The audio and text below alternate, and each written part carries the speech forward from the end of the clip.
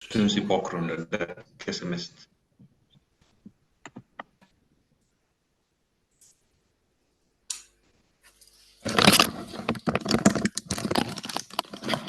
Hello and most welcome to 1856.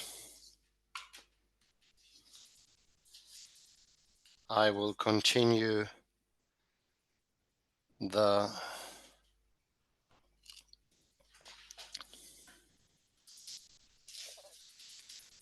reading of Francis Wylin's The Grammatical Nature of Wittgenstein's Private Language Investigation.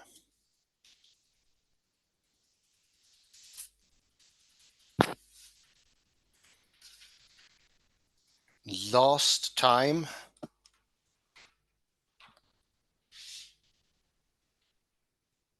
we went through pages 1 to 5 and we mentioned, amongst other things,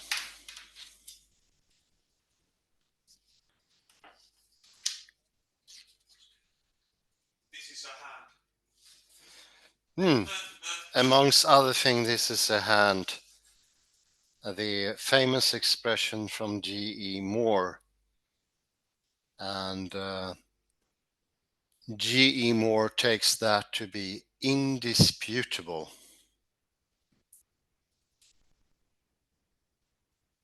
In the take of Wittgenstein, however, that is not an indisputable saying.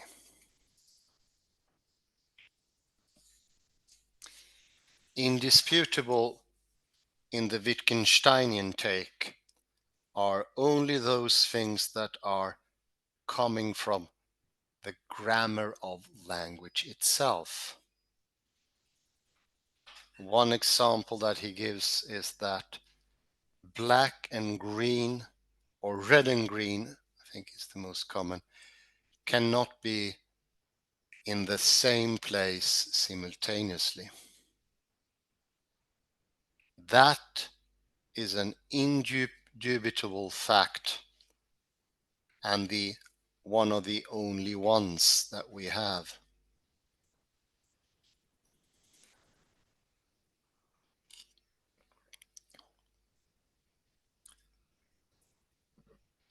So far from the idea of it being indubitable, none of the so-called empirical statements are undubitable.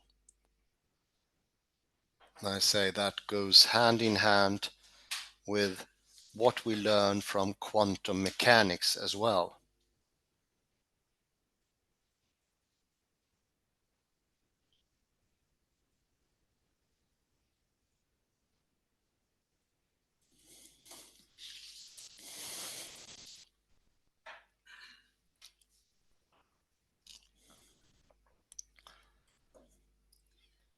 And that makes skepticism meaning of skepticism is now reduced to nonsense, nothingness. And that, of course, points to the fact that Wittgenstein makes do with the Cartesian skepticism as well.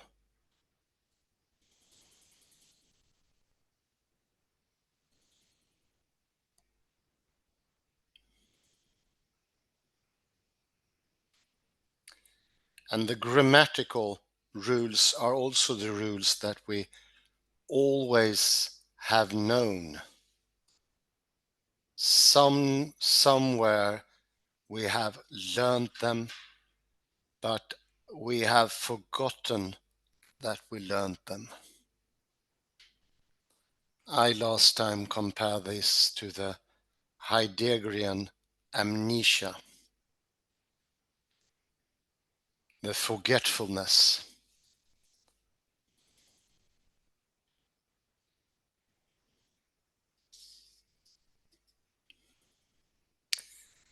And that Wittgenstein starts only what everyone can agree upon makes him absolutely unique among all philosophers. And I will also say all thinkers, no exception. Wittgenstein is the originator of the idea and sole inheritor of the idea of only state what is absolutely common to all people.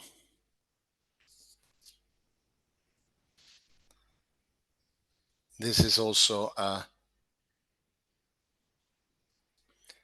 great introduction to understanding the peculiarities of Wittgensteinian thought.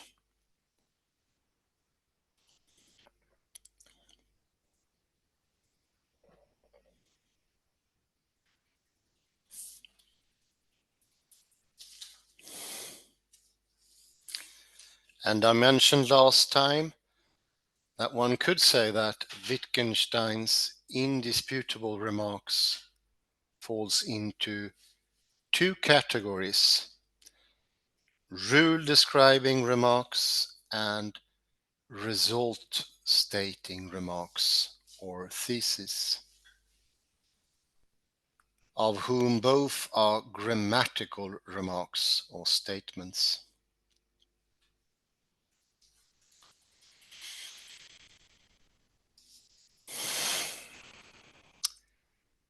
More should be said, and now I continue. I'm at the second paragraph at page 5. More should be said about the indisputability of grammatical thesis in order to avoid misunderstanding.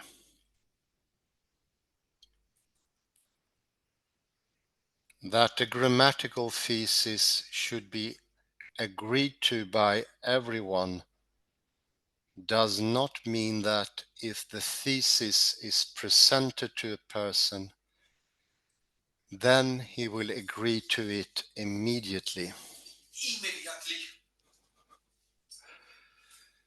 The person must think about the thesis, he must follow Wittgenstein's explications. And more often than not, he must also take Wittgenstein's therapeutic treatment. He will eventually agree to the thesis. In a few paragraphs above, I provided an explanation based on the indisputability of grammatical rules.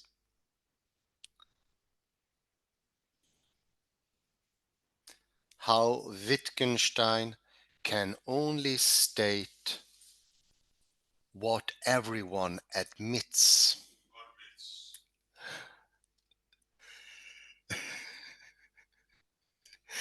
It would be difficult to see how Wittgenstein's metaphilosophy can be accounted for otherwise.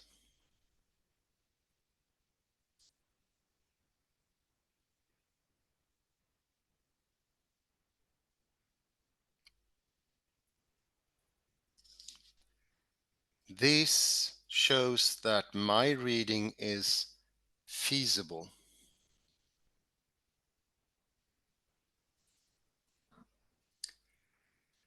I now proceed to argue that my reading is actually advantageous over the three major readings of Wittgenstein's later philosophy.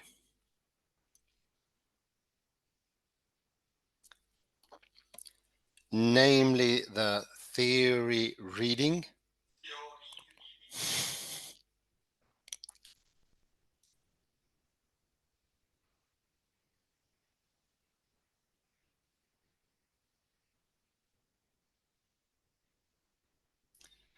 the therapy reading and multiple voice reading. The three readings are different, and yet they agree that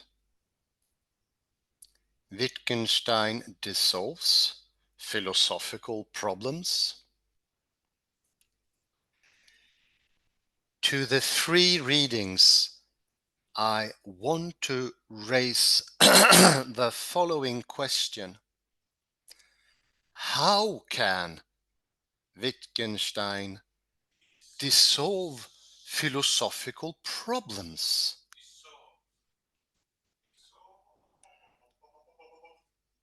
The main problem with a theory reading is that the proponents often make controversial claims.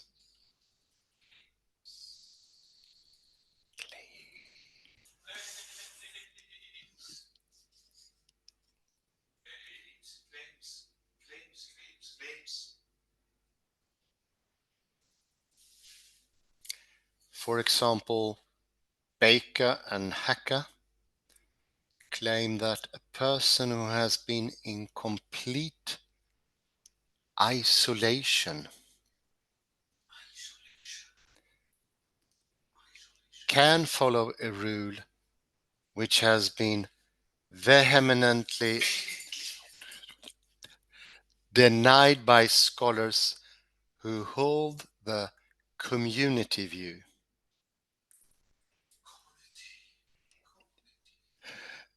If Wittgenstein were to make such disputable statements, then why should the philosopher accept them? Why can he not say that Wittgenstein is wrong? And how can the relevant philosophical problems thus be dissolved?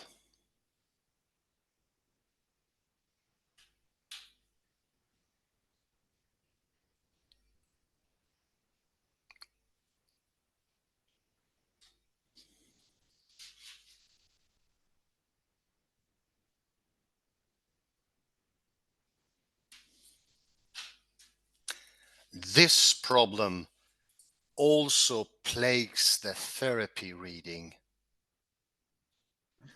Therapy.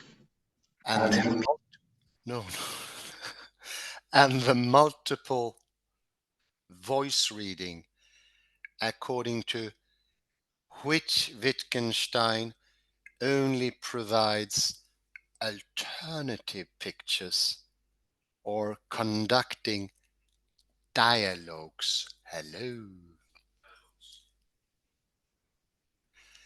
But why should the philosopher accept Wittgenstein's picture or his commentaries if they are not definitely correct?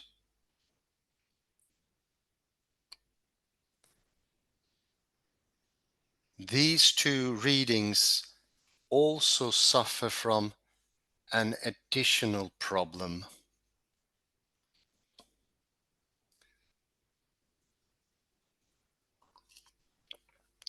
It is presumed in these readings that the philosopher's ideas, statements, etc., are problematic. But on what ground are they problematic?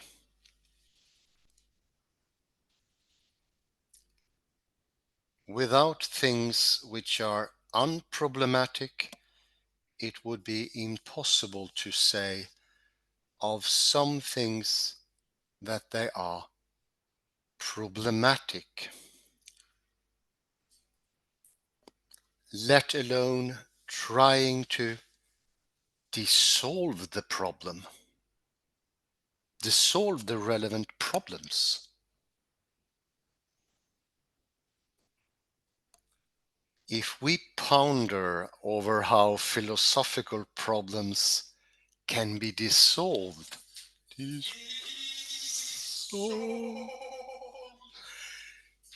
we will see that there must be things which are indisputable, which are admitted by all sides in the philosophical disputes.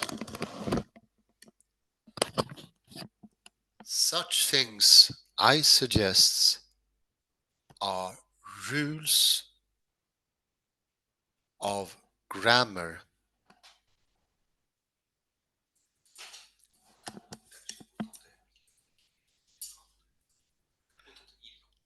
No, I don't think so. I think that would be it.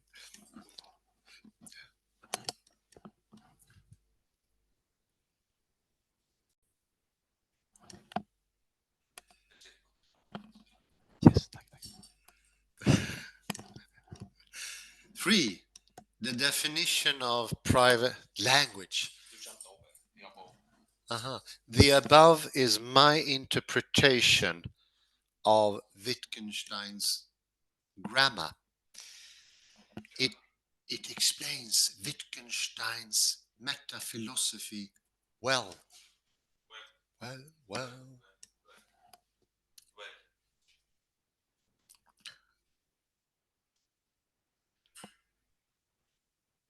In the next few sections, I will scrutinize Wittgenstein's handling of the problem of private language, and I will try to show that he uses certain indisputable rules of grammar to dissolve the problem.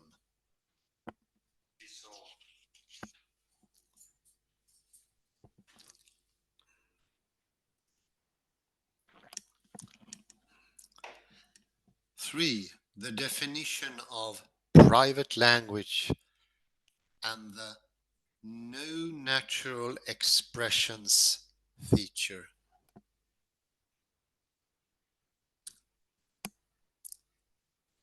In order to understand Wittgenstein's PLA, and as you might remember, that's the acronym we use here.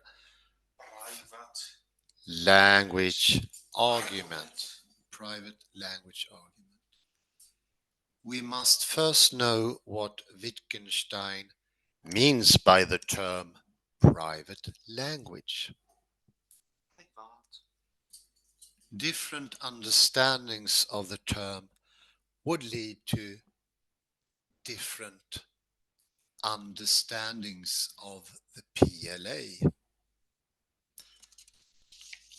For example, the holders of the community view take the term to mean the language spoken by a person in complete isolation, and they consequently take the PLA to be the argument that such a language is impossible.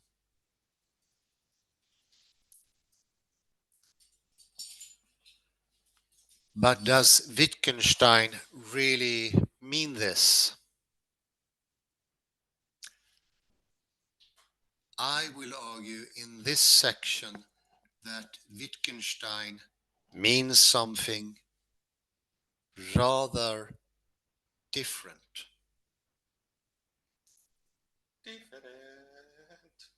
Wittgenstein's definition of private language is, and this is coming from PI 243, the individual words of this language are to refer to what can be known only to the person speaking, to his immediate private sensations, so another person cannot understand the language.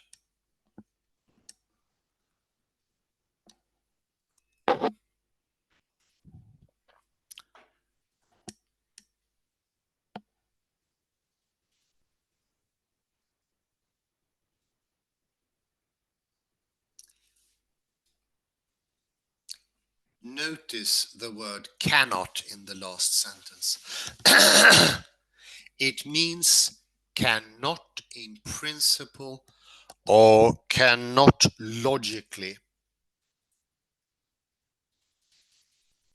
A person can write his thoughts in a secret code, and it may be said of another person that he cannot understand it.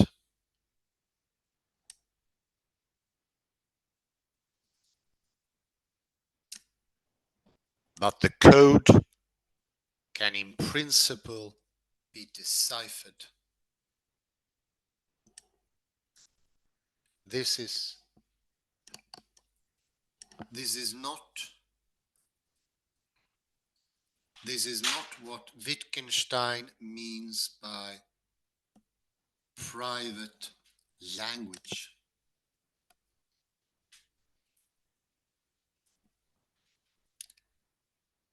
In what case can a person not in principle understand the language? PI 256 provides the answer.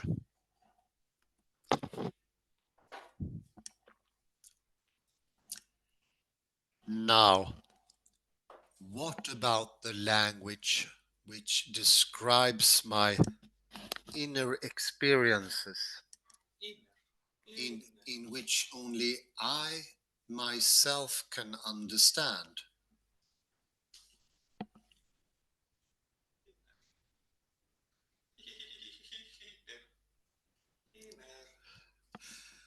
How do I use words to stand for my sensations as we ordinarily do?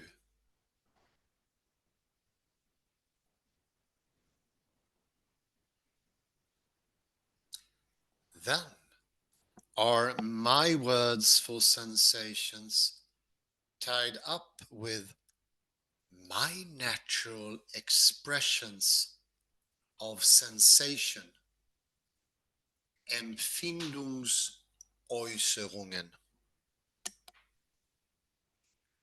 Empfindungsäußerungen. Sensation. Sensation. In that case, my language is not a private one.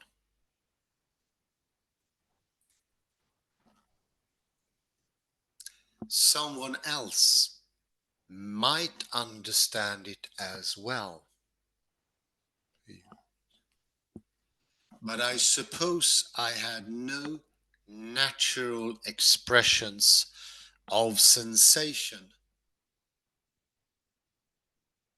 but only had sensation. I now simply associate names with sensations and use these names in descriptions. End of quote.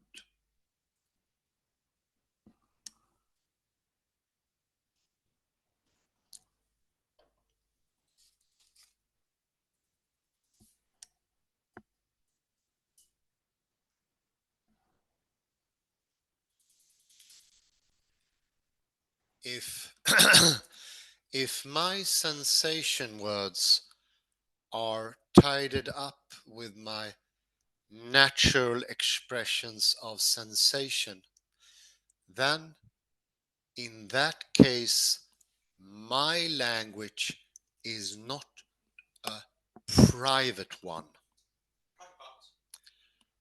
For someone else might understand it as well as I.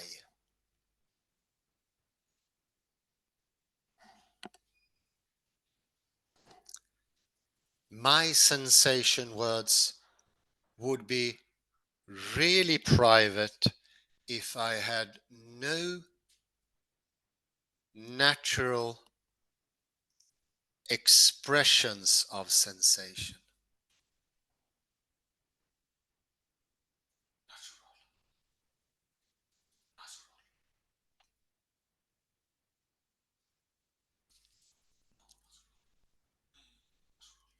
Otherwise, his language would in principle be understood by others and consequently would not be a private one.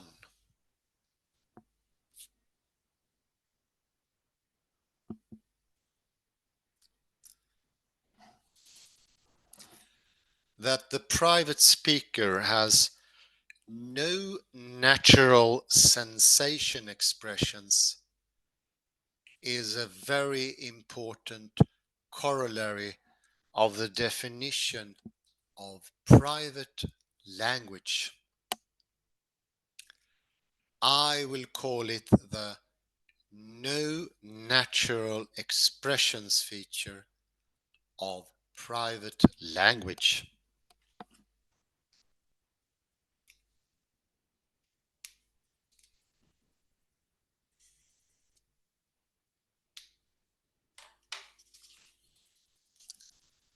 As I will show, this feature plays a vital role in Wittgenstein's PLA.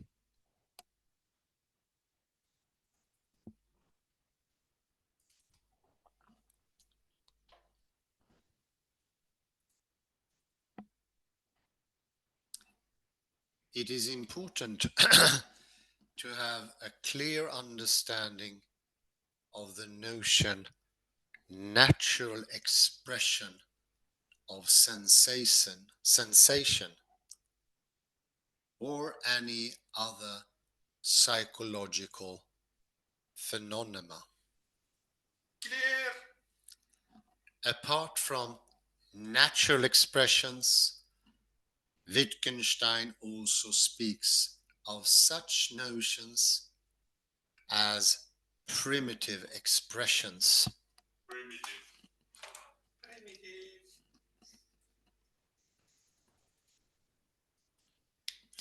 Primitive reactions and natural reactions. These notions are equivalent for him, as can be seen from his remarks such as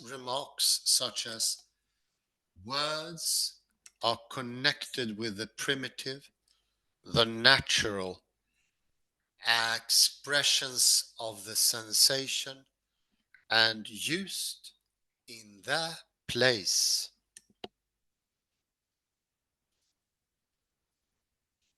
And from PI or from Settle 540,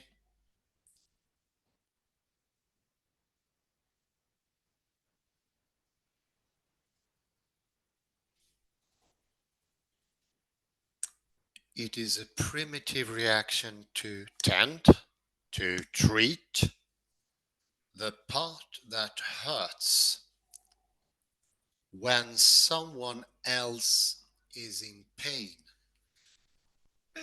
and not merely when oneself is.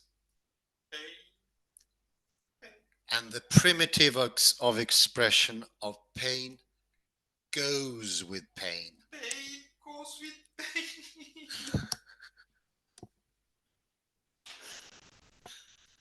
The natural primitive expressions or reactions of pain include crying, wriggling, writhing, groaning, drawing away, and pointed to the wounded spot. And those foreseeing an aspect may encompass an exclamation, ah, a rabbit, Ah, a rabbit. pointing with a finger, and a lighting up of the eyes.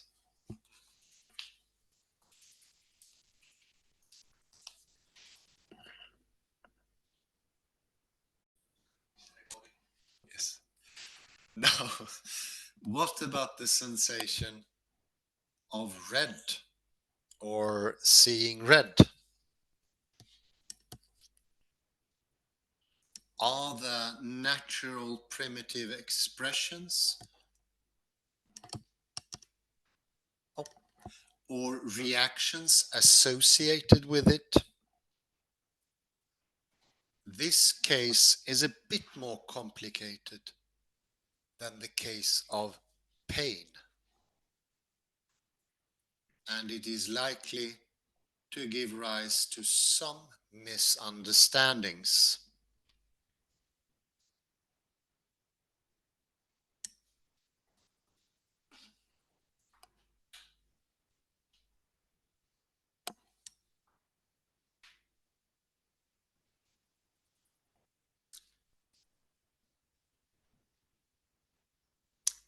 One possible misunderstanding is that red is not a sensation.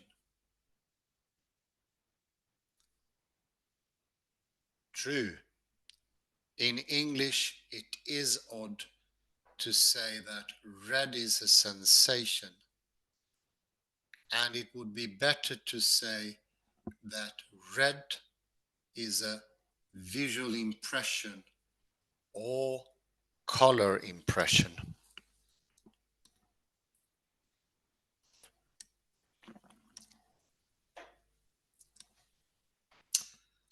But for Wittgenstein, red is a sensation.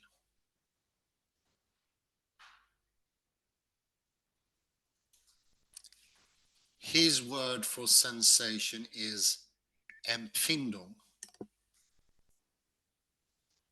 a German noun which has a much wider application than the English sensation.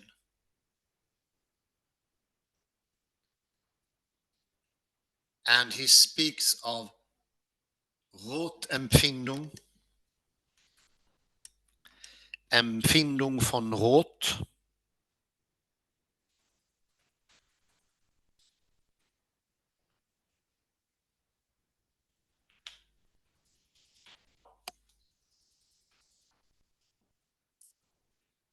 moreover, in LPE, Wittgenstein himself speaks of color sensation.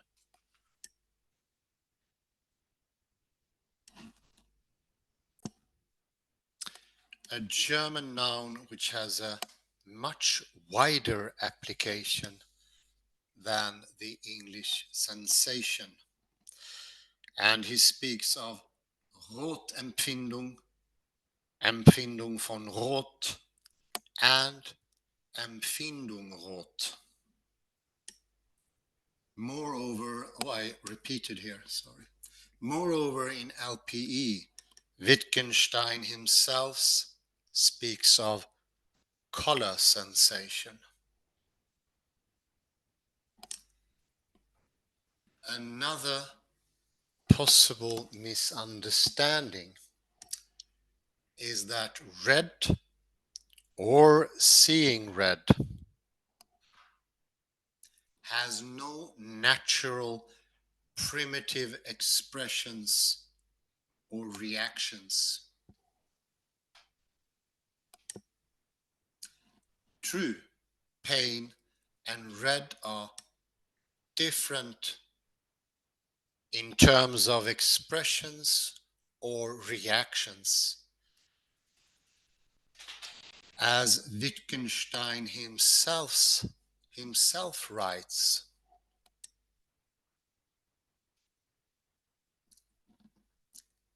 pain is in some ways analogous to the other sense impressions, in some ways different. There's a facial expression, there are exclamations and gestures of pain, tokens of rejection, a reception that is characteristic of pain, but none that is characteristic of the sensation red.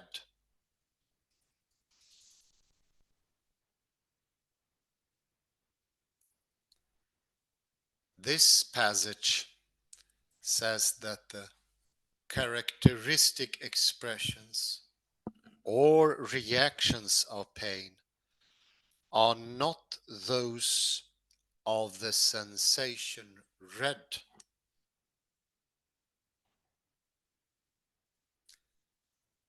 The wording none that is characteristic of the sensation red presupposes that there are characteristic expressions or reactions of the sensation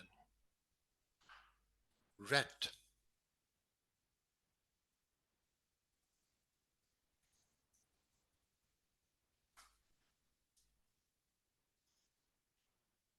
What are these then?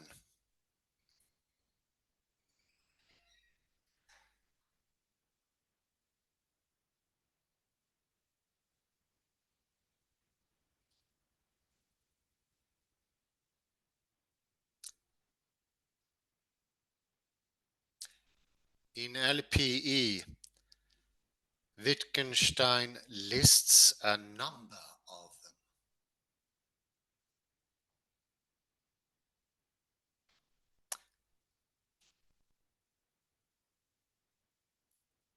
When you know that you are seeing red, there are, I suppose, several things that you are doing. You probably say to yourself the word red, or this is red, or something of the sort. Or perhaps glance from the red object to another red one, which you are taking to be the paradigm of red and such like. On the other hand, you just silently stare at the red thing.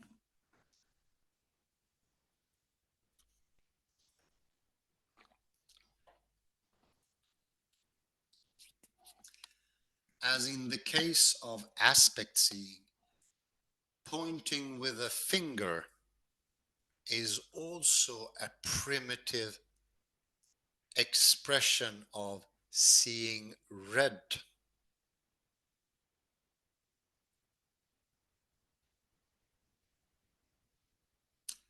In LPP, Wittgenstein says that clapping hands is a primitive expression of seeing a new color, and remarks, we can hook on seeing and enjoyable to this primitive expression.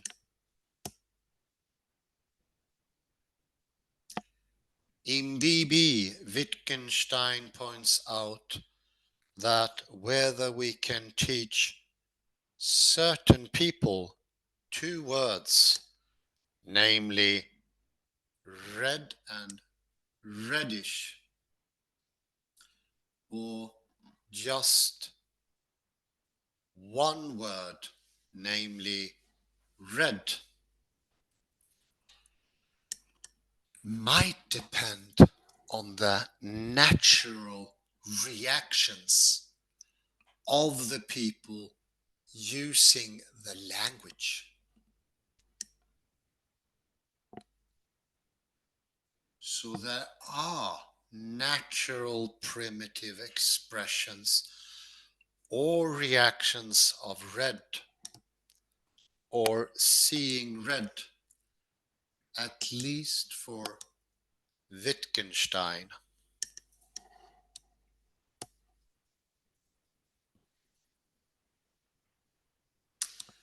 Apart from giving examples of natural or primitive expressions or reactions of certain psychological phenomena, Wittgenstein also tries to clarify these concepts.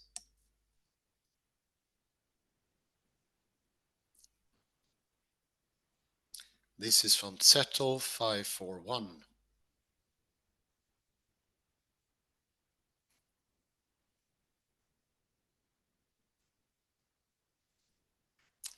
But what is the word primitive meant to say here? Presumably that this sort of behavior is pre-linguistic, that a language game is based on it, that it is a prototype of a way of thinking and not a result of thought.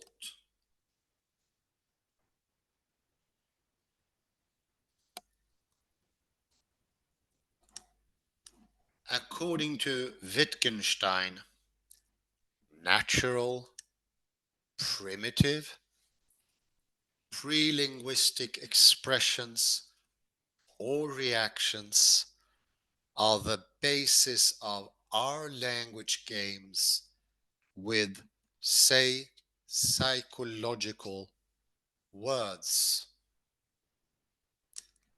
I will return to this point later.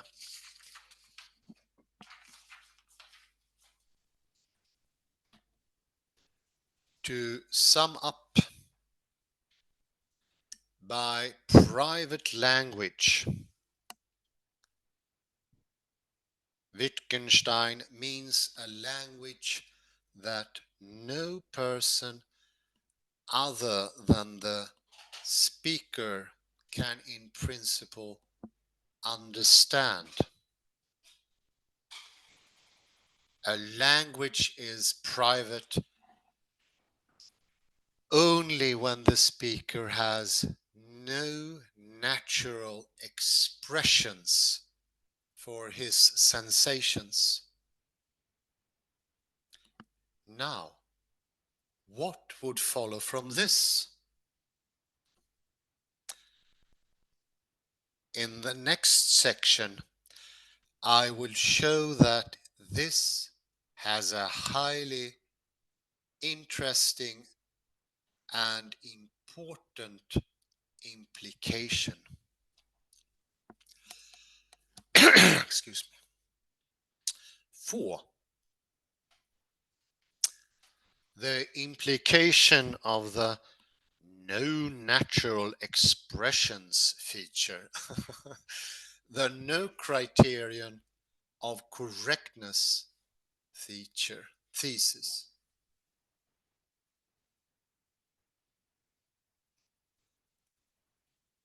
What would happen when the private speaker has no natural expressions for his alleged sensations? and the like. I suggest that the answer is hinted at by Wittgenstein in PI 142, which I quote in full here.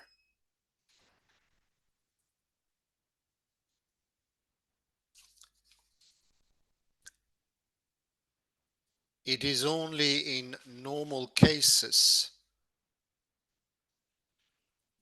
that the use of a word is clearly prescribed. We know and are in no doubt what to say in this or that case.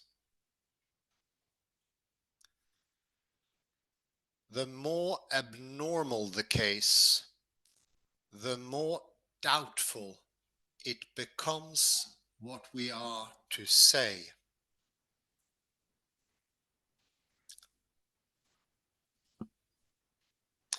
And if things were quite different from what they actually are, if they were, for instance, no characteristic expression of pain, of fear, of joy, if rule became exception and exception rule,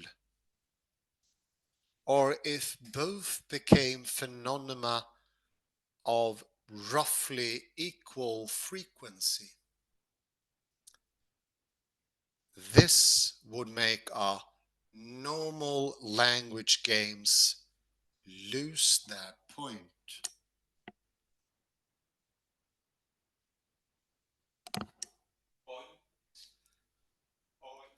The procedure of putting a lump of cheese on a balance and fixing the price by turn of the scale would lose its point if it frequently happened for such lumps to suddenly grow or shrink for no obvious reason.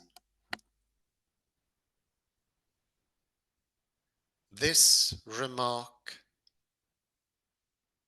will become clearer when we discuss such things as the relation of expression to feeling and similar topics. PI 142.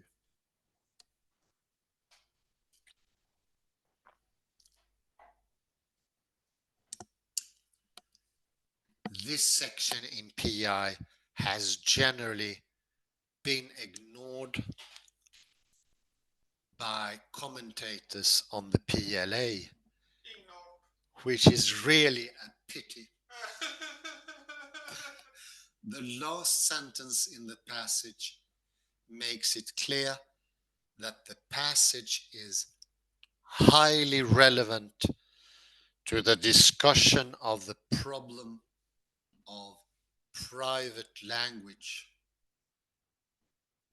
a problem which centers on precisely the relationship between a sensation and its expression. Let us study PI 142 carefully.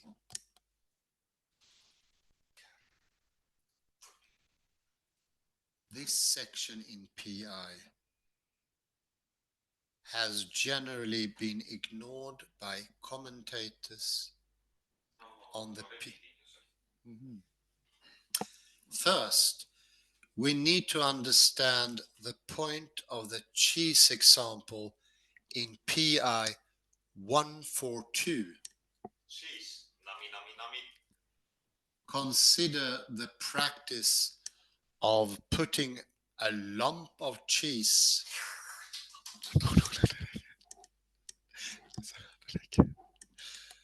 on a balance to determine its weight. In real life, we can determine the weight and have ways of checking whether someone has weighed a lump of cheese correctly or incorrectly.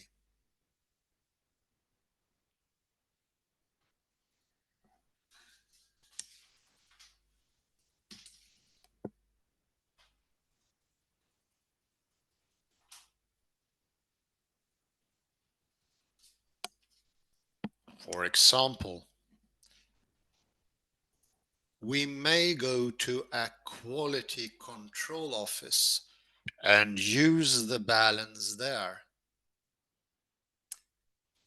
But now consider the case where it frequently happens for such lumps to suddenly grow or shrink for no obvious reason.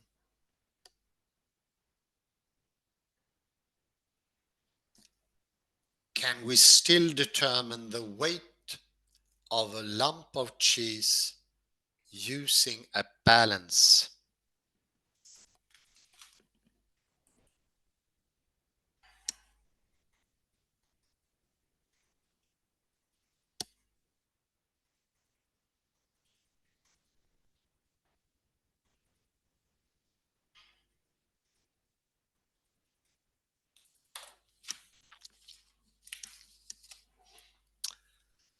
What is the weight of it? If you weigh the cheese on the balance n times, you will get the very likely n different weights. Which will be the correct one?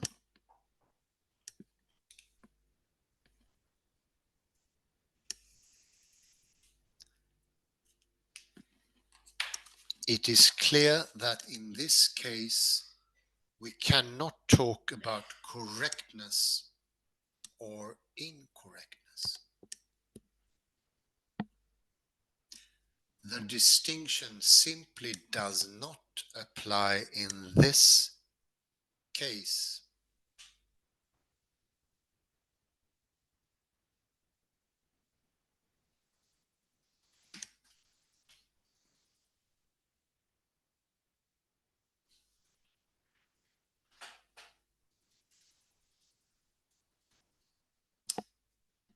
There is no criterion of correctness here. So we have cheese in the abnormal case as specified. There is no criterion of correctness for saying X has the weight Y.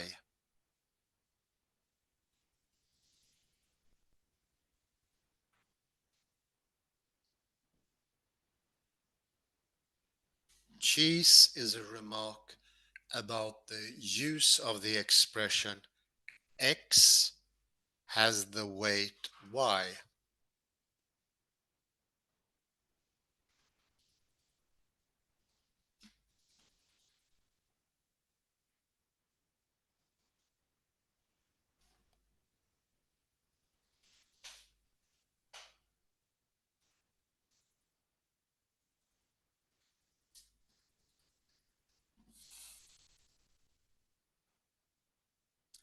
It is a grammatical remark, and everyone would agree on it, to it.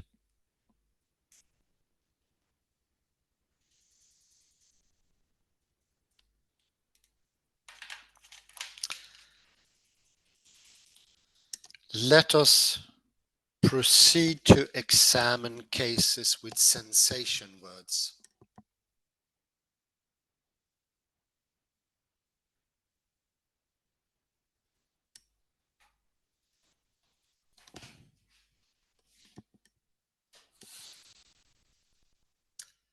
First, consider the sensation pain. In everyday life, usually there are no problems in telling whether someone is in pain or not. For example, we may poke someone with a needle. If he shrieks and draws away, then we say that he is in pain. So in normal circumstances, there are criteria of correctness for determining whether a person has pain. Now consider the case of private language.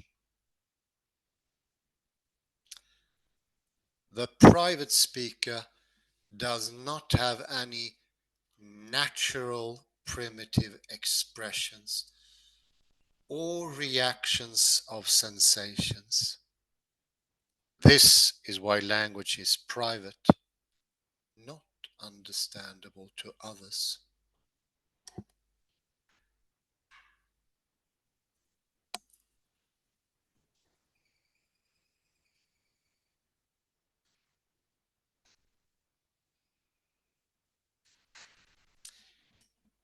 He never cries, grimaces, or tend to the wounds when he is hit, pricked, or crushed. He never laughs, draws away, or scratches his skin, etc. when he is tickled or when he is bitten by mosquitoes.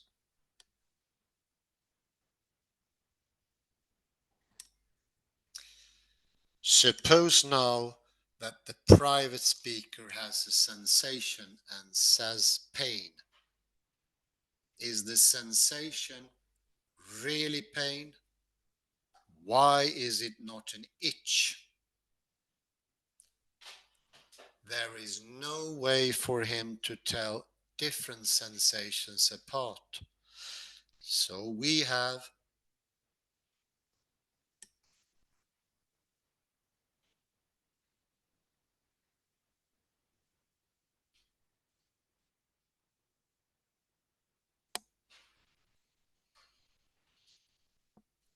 pain.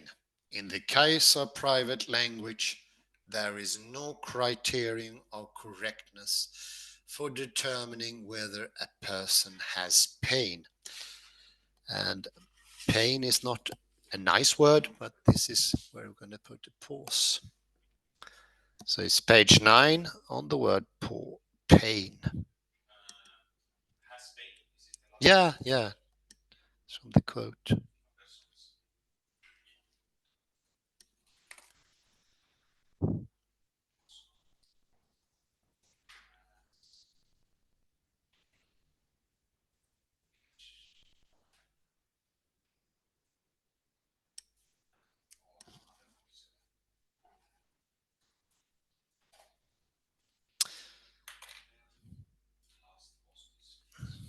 So let me try to take this apart.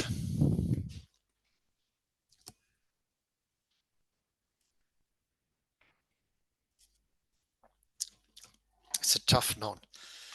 And as Lin here remarks, it's a very seldom used paragraph 142. And I really had to torture my head with it. But let's have a look at it. We take it little by little. I think that's the way to approach it.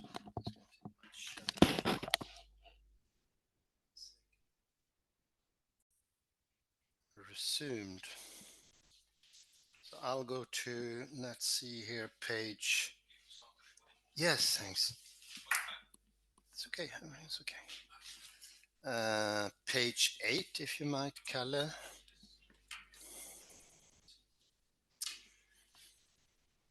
So it's often referred to as the cheese example. And how the balance is important.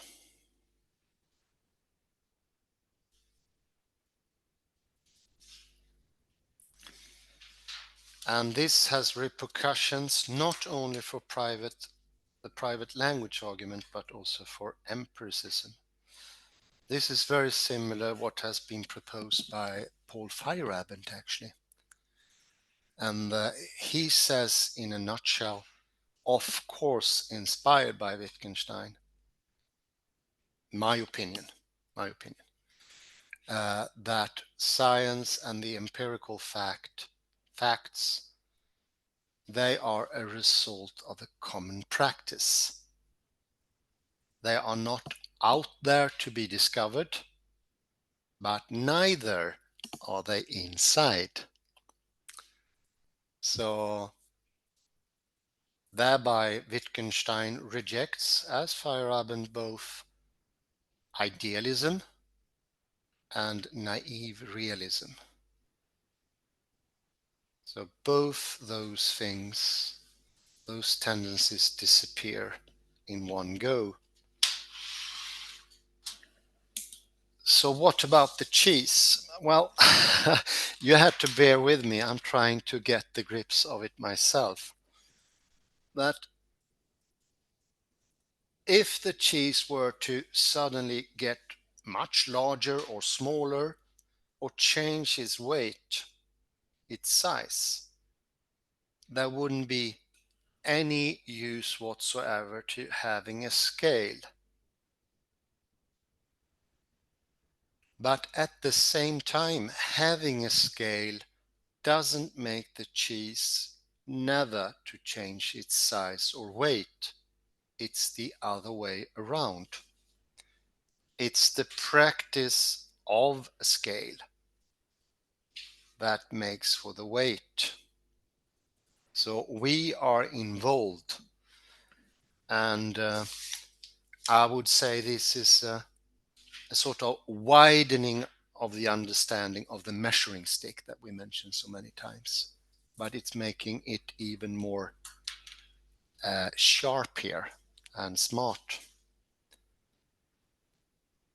Let me first go into the misunderstanding, the one I had myself when I came across this thinking many years ago, and that was that everything is relative.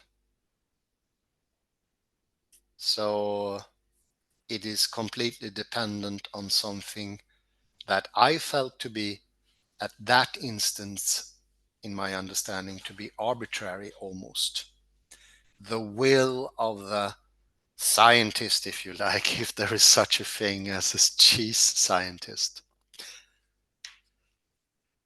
But that is not the thing at all.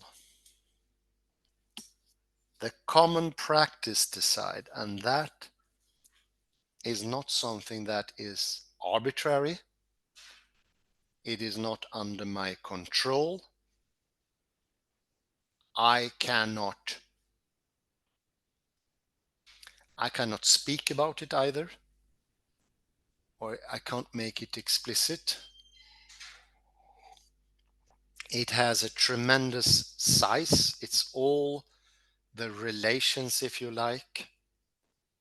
So the cheese example is so good because it makes us stir away from the between Kibdis and Scylla, Charybdis and Scylla, in between naive realism and idealism, to understand that we can have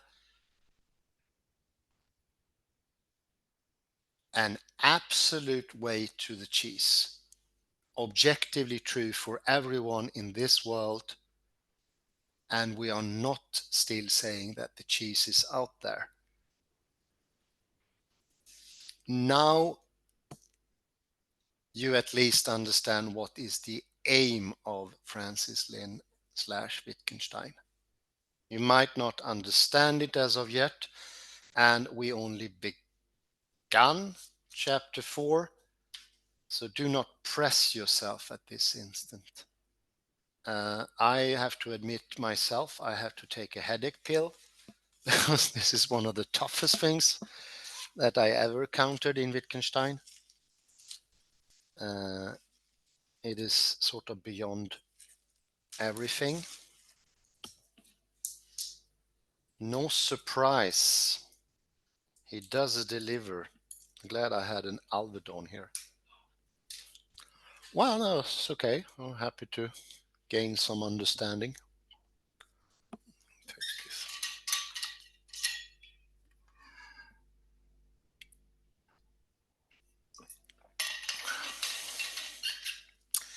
Let's go back a bit here to ease off the strain that's put on our heads.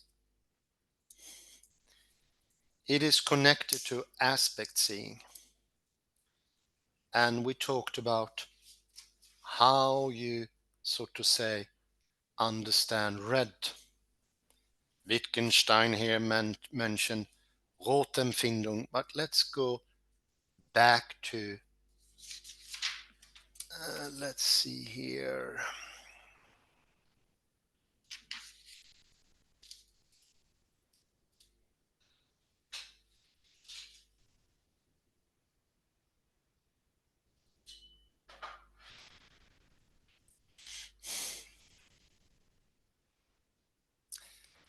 It is the penultimate paragraph on page 6.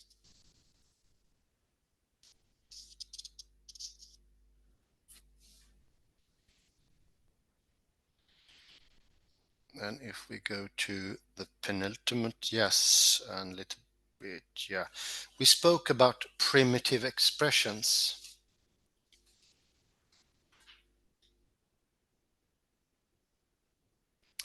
Or primitive reactions and natural reactions, and how words are connected with the primitive, the natural expressions of the sensation, and used in their place. So a primitive reaction could be the pain reaction, for instance, that you get hurt. And further mention, it is a primitive reaction to tend, to treat the part that hurts when someone else is in, up a bit,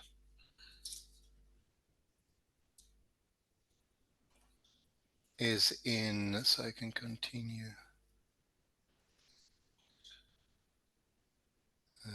What happened here? Is in the place. No, and not merely one when oneself is. It's on settle 540. And the primitive expression of pain goes with pain. So let me break it down like this. First, you have a sort of primitive reaction. You get a pain reaction. No. That primitive reaction is part of a language game that is much, which is before almost. It is not as advanced. It can be shared by, for instance, monkeys or dogs. So they can have pain reactions. And I will have to explain this the wrong way. This is going to be wrong, my explanation here now. It is a little bit like I have a pain reaction. I hit myself over here. Ow! And then comes the second language game, which is I am in pain. So the pain reaction, I, and the actual pain are interwoven. And this is the reason why Francis Lynn and Wittgenstein is mentioning a person that doesn't have aspect seeing or more pedagogically in this connection, someone who doesn't express pain, laugh, cries, feels sadness, and so on, if they don't do those things, they will not have the second language game, and that is to feel sadness, feel joy, and feel pain.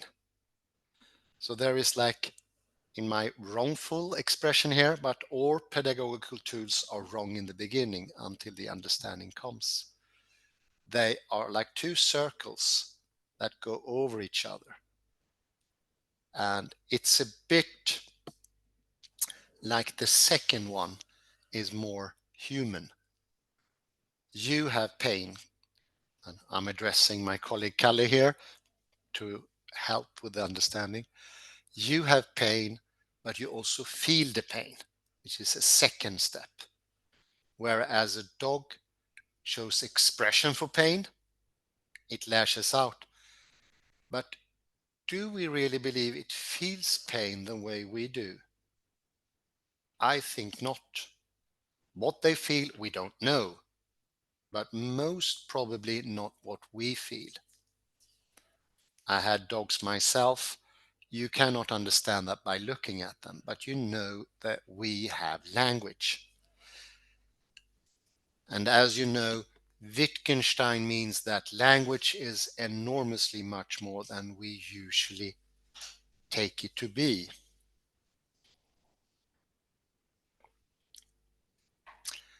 A primitive expression can also be pointing with the finger.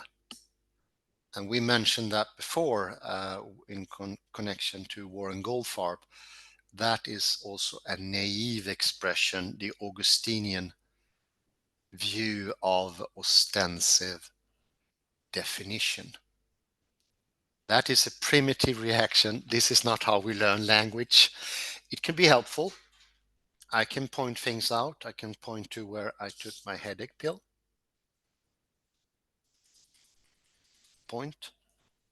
But it's not as advanced as my explaining. I took the headache pill from my satchel. This is more complex.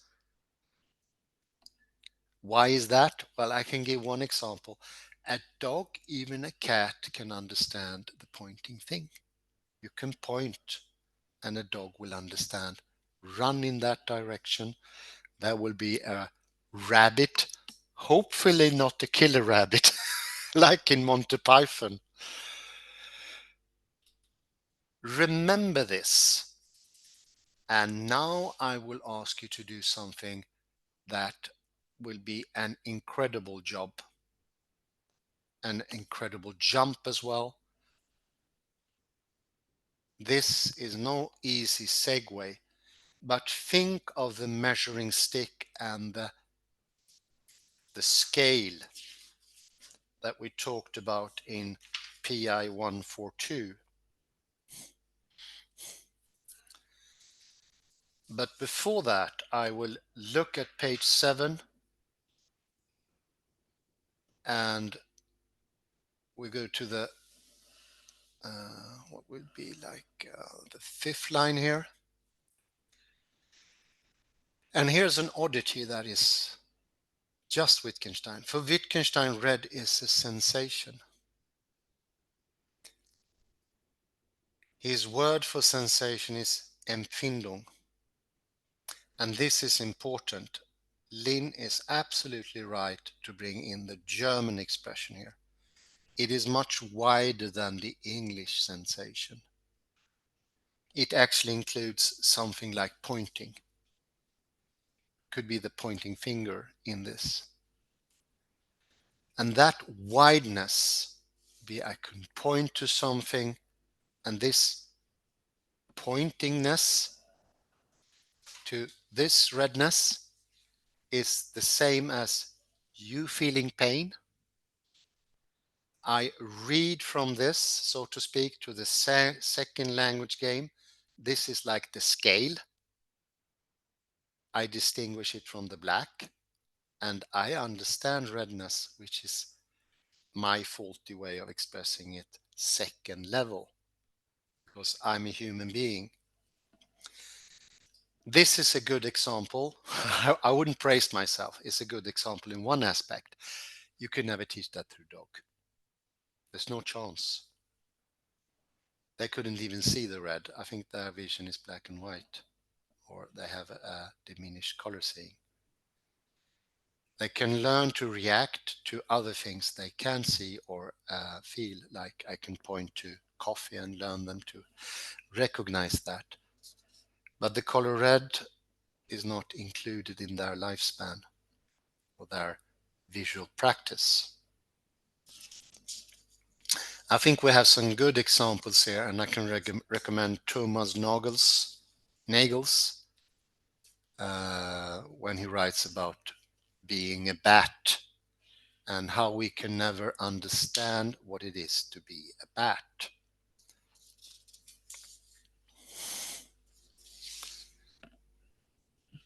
I think they have a red and green vision, so maybe they cannot distinguish between green and red. So green and red wouldn't mean anything to a dog because they go into the same coloration.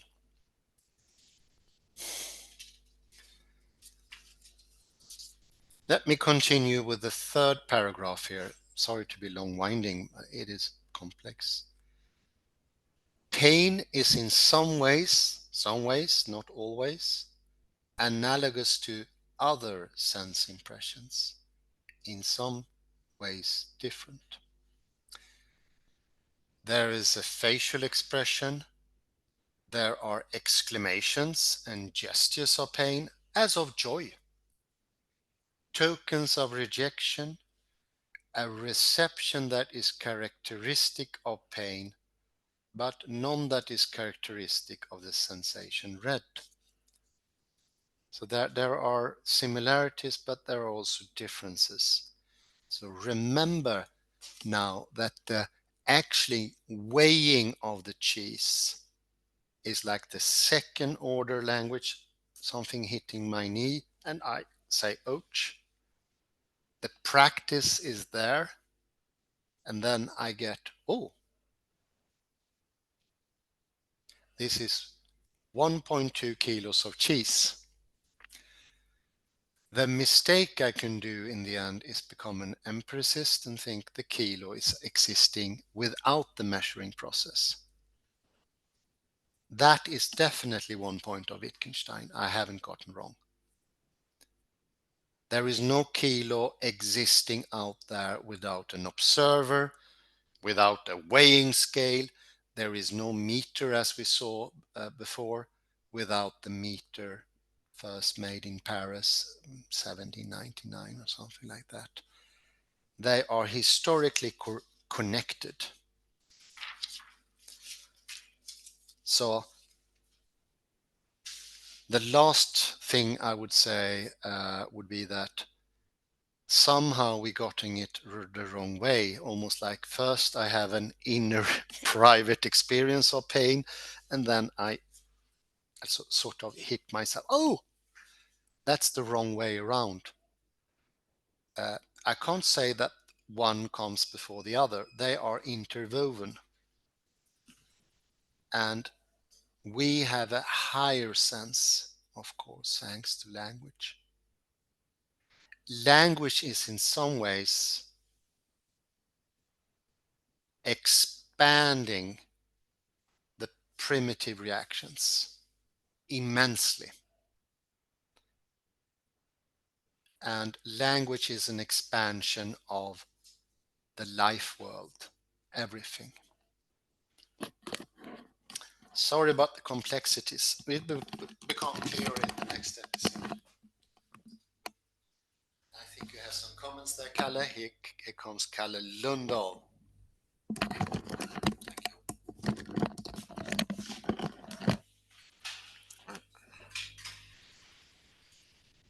Let's go to the previous page, or 143. 140. No, it's actually no. Hans, no.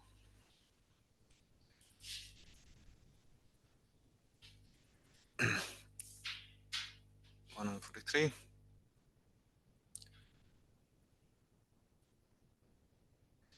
It was where we ended last time. Let me go. It was. Okay. So it was here we ended last time. I will repeat it because it's relevant. For the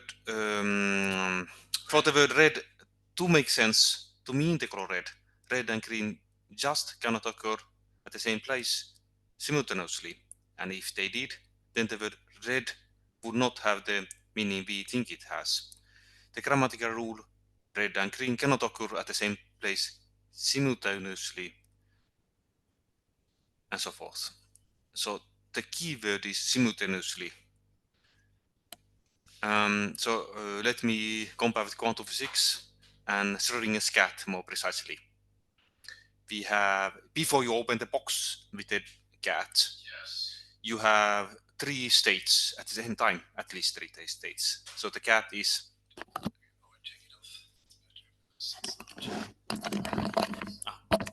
So the cat is dead, alive, or both states at the same time. But before the superposition collapses, before you open the box, so you have three possibilities. So it could be like red. Before they open the box, you have actually red and green. So they can be at the same place before the superposition collapses. So this is the analogy. So simultaneous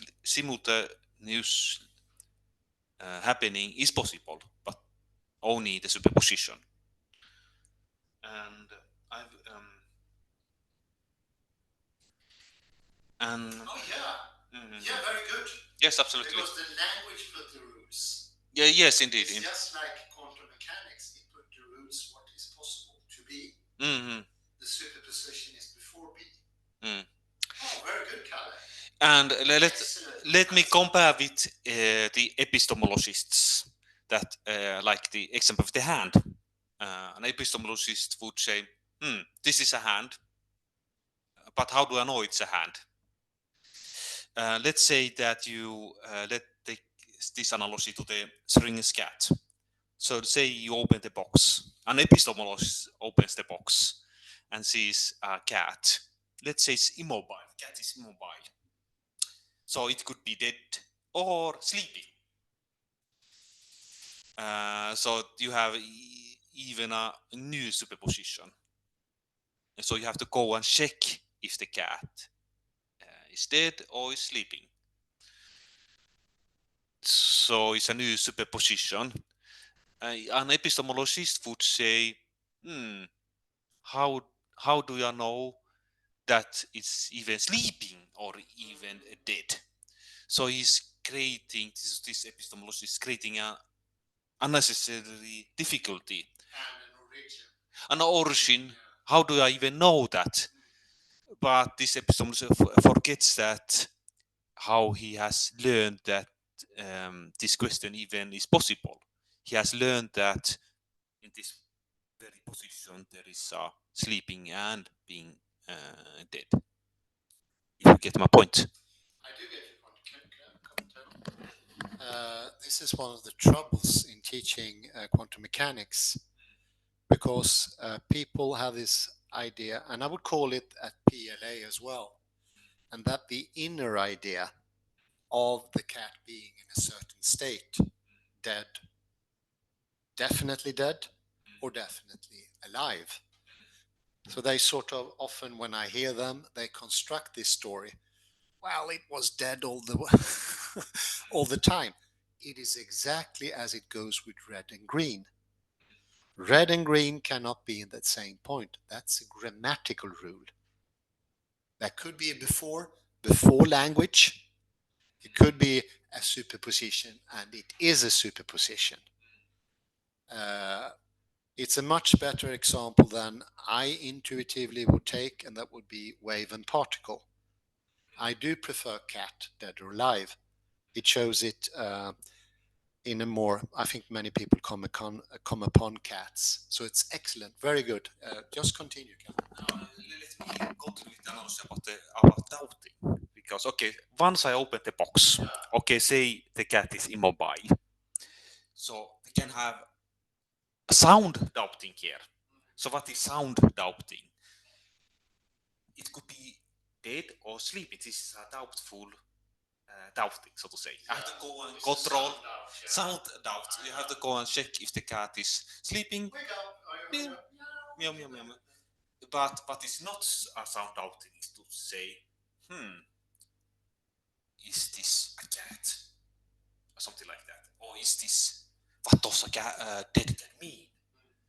Or what would a dead sleeping cat mean?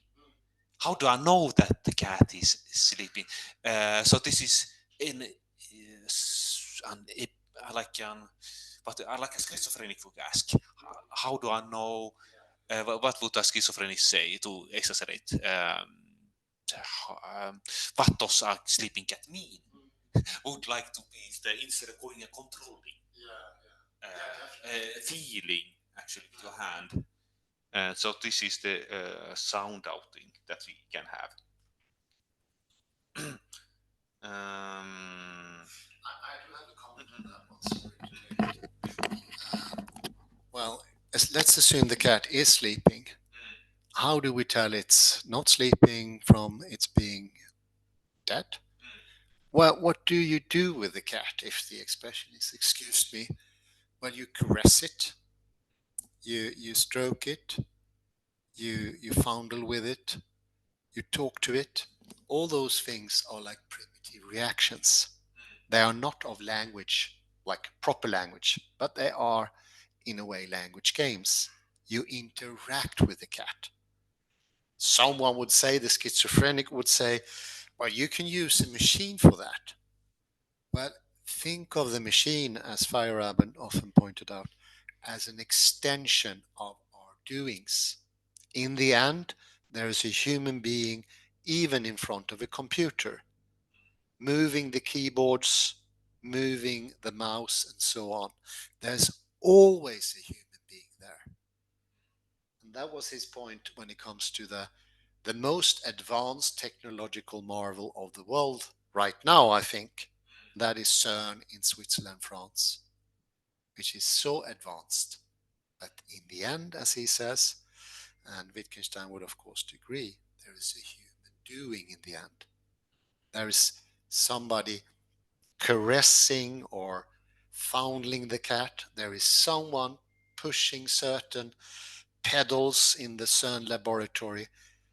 There are thousands of people in CERN, and the, the Higgs boson particle is dependent on those.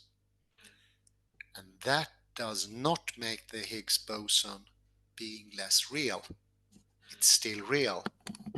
As the schizophrenic would say, oh, there are only human beings doing the measuring. Well, I need real. It doesn't mean anything. The schizophrenic is in doubt of everything. A schizophrenic is actually in doubt of his own pain reactions. There are horrible examples where you can operate on a schizophrenic because he's so detached from his own reactions. You can operate on them and they don't feel any pain. And schizophrenia, as we know from Neil McGilchrist, is a rather new thing. Came after Newton. Sorry for. Yes, and now to comment on the difference between pain and red, for instance. So red is a sensation. Um, what do we mean with sensation? Red is a sensation.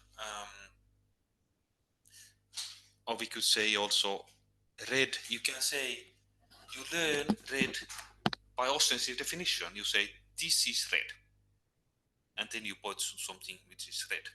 So red is ostensive. You learn redness by ostensive definition. But pain, you don't learn it by ostensive definition. You don't kick somebody in the stomach and say to us, this is pain. So this is definition, easy definition, I think, between color and say pain. Because red or colors you learn by offensive definition. Oh yeah. This is the rare cases because there is not in the primitive understanding of redness. You learn them by offensive definition. Actually, the colors I would say of the most.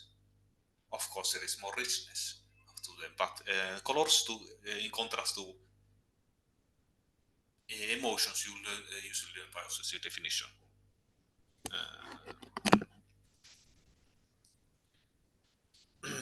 What is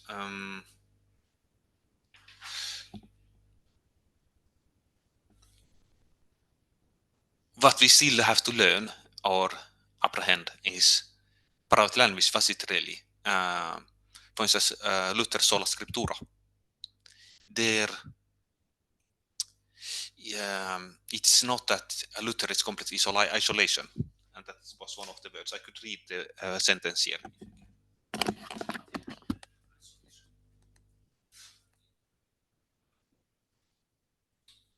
Yes, you see private language is one spoken by person in complete isolation. Of course, when Luther came with his new theology, he was not in complete isolation because people were able to understand him. So it's not. So it's more complicated thing. It's more complicated. Just to add, this is the hack and baker. Ah, yes, okay. But still, yeah. It's somewhere in that region it is. Yes. So we still have to. There is still things to learn. What is private language? Where does the line go? And today, so I think this paragraph 142. Let me also finally say so comment on it. Where did we have it? It was on page. Let me see. Let me see. Where did we have paragraph 142? It was on. Yes.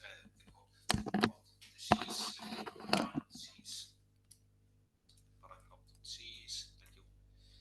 Yes. So it's here, page 8. So I read from paragraph 142.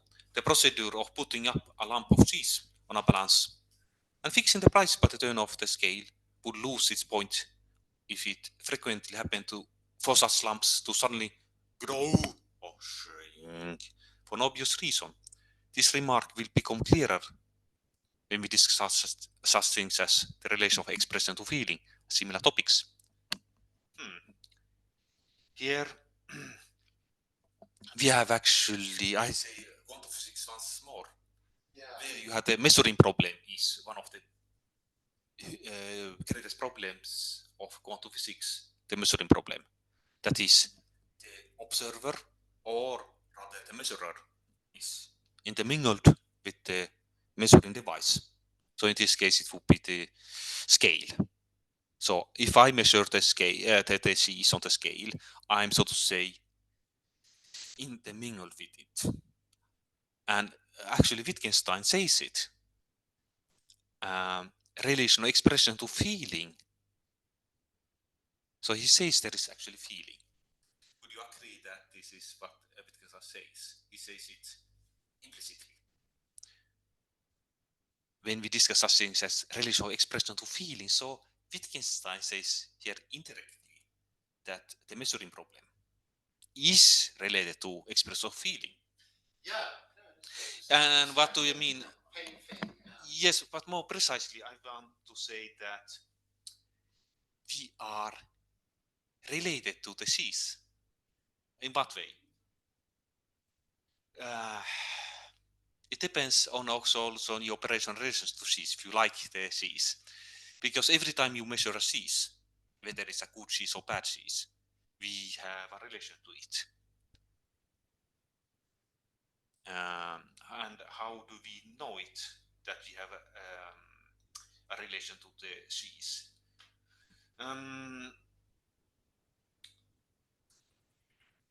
Yes.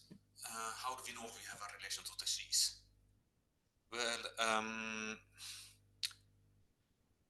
we could give give the example of the Japanese man who spoke lovingly to his flowers, and the flowers got better, or they had reactions, positive reactions if he spoke lovingly to the flowers,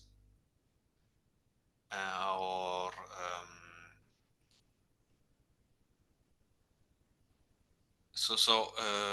the cheese does, or we have also those banal expressions in everyday language. Say cheese. Yeah.